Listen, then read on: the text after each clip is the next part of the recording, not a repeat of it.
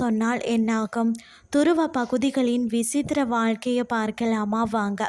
காலை நேரம் என்று சொன்னாலே நமக்கு முதல்ல நினைவுக்கு வருவது சூரியன் தான். அந்த வெப்பமும் வெளிச்சமும் இல்லைன்னு சொன்னால் வாழ்க்கையே சீராக நடக்காதா? சில நேரம் அவ்வளவு வெயில்னு நாம் கஷ்டப்படுவோம். ஆனால் உண்மை என்னன்னு சொல்லி பார்த்தீங்கன்னா அந்த வெயில் தான் நம்ம வாழ்க்கையை நடத்தி கொண்டிருக்கிறதா. பயிர் வளர, தண்ணீர் சுழல, மனிதர்கள் உயிரோடு இருக்க எல்லாமே சூரியனை சார்ந்தது தான். சூரியன் மாதக்கணக்கில் இல்லாத இடங்கள் உலகத்தில் பார்த்திங்கன்னா சில இடங்களில் தான் மாதக்கணக்கில் சூரியன் தெரியாதாம்.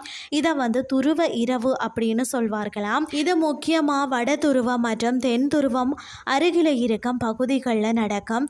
உதாரணமாக நோர்வேயின் சில இடங்களாம், அலாஸ்காவின் சில இடங்களாம், கனடாவின் வடபகுதியாம், ரஷ்யாவின் சில இடங்கள், இது போன்ற இடங்களில் தான் இது நடக்குமாம். ஏன் சூரியன் தெரியாதுன்னு சொல்லி பார்த்தீங்கன்னா பூமி சூரியனை சுற்றும் போது கொஞ்சம் சாய்ந்து இருக்குமாம். அந்த சாய்வால் தான் குளிர்காலத்தில் அந்த பகுதிகள் சூரியனை நோக்கி இருக்காது.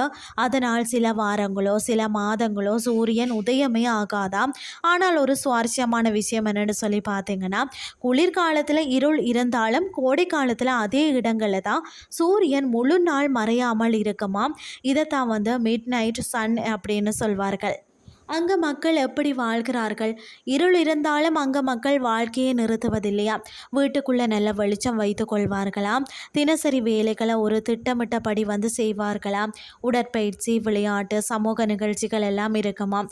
சூரிய ஒளி குறைவாக இருக்கிறதால தான் விட்டமின் டி மாத்திரை அல்லது சத்தான உணவுகள் எடுத்துக்கொள்வார்களாம். பயிர் வளர்ச்சிக்கு சூரியன் முக்கியம் இல்லையா? சூரியன் இல்லைன்னு சொன்னால் செடிகள் வளராது. செடிகள் இல்லைன்னு சொன்னால் உணவுப் பொருட்கள் கிடைக்காது.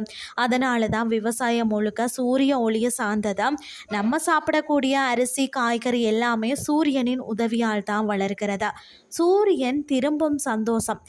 அதாவது பார்த்திங்கன்னா மாதக்கணக்கில் இருளுக்கு பிறகு முதல் சூரியன் தோன்றும் அந்த நாள் தான் அங்கே மக்கள் பெரிய விழாவாக கொண்டாடுகிறார்களாம். அந்த ஒரு கதிர் கூட அவர்களுக்கு மிகப்பெரிய மகிழ்ச்சியாக இருக்கும். சூரியன் வாழ்க்கையின் அடிப்படை ஆதாரம்னே சொல்லலாம். சூரியன் நமக்கு வெப்பமாகவும் சில நேரம் சிரமமாகவும் தோன்றலாம். ஆனால் அது இல்லைன்னு சொன்னால் வாழ்க்கையே இருக்காது. சூரிய கதிர் படாத அந்த இடங்கள்லையும் பார்த்திங்கன்னா மக்கள் வாழ்ந்து காட்டுகிறார்கள். அது மனிதர்களின் சக்தியையும் இயற்கைக்கு ஏற்ப மாற்றிக்கொள்ளும் திறமையையும் காட்டுகிறது. மொத்தத்தில் பார்த்தால் சூரியன் நமக்கு வரும் வெளிச்சம் மட்டுமில்லை, அது வாழ்க்கையின் அடிப்படை ஆதாரம்னு கூட சொல்லலாம். அதனால் தான் ஒவ்வொரு நாளும் சூரியனை நன்றி சொல்ல வேண்டியது நம்மளுடைய கடமையாகும். இன்றைய கிறிஸ்டி உங்களுக்கு பிரயோசனமாக அமைஞ்சிருக்கும்னு சொல்லி நானும் நம்புகிறேன்.